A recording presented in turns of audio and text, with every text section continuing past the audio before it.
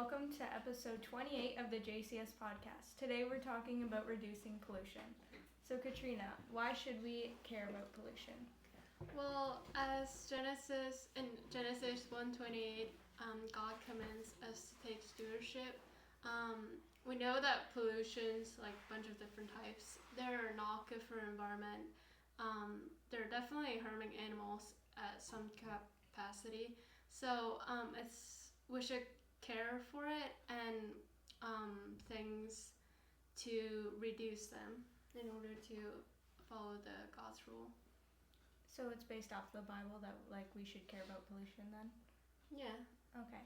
And then Tyler, how has Canada handled pollution? Well, so Canada has been handing out government grants on municipal, provincial, and federal levels, and it's not always needed for a lot of the grants they give out, and they're not always necessary, but it does help a little bit, but some stuff is just not necessary at all, and they're just throwing their money at it because they can. And what's an example of them wasting their money?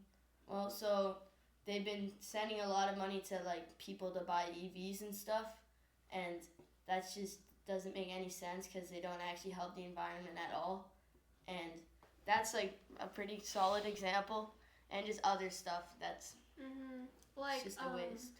The federal government have spent around over 150 billions on carbon CO2 reduction since 2015, which is crazy. Because CO2 doesn't affect climate change at all. Yeah, and we don't even know where that money is all going.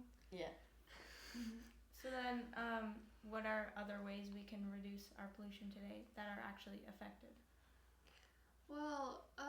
Well, just overall recycling properly.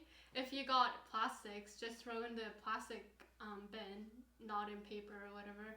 And even just food and all this stuff, you can manage to recycle properly. And overall, using renewable energies like solar energy, like wind energy, they're really good for environments. The energies that God has given us, and not using paper straws, or using paper straws, whatever you like to use. Okay. Well, thank you, Katrina and Tyler, for joining me, and thanks for listening to episode 28.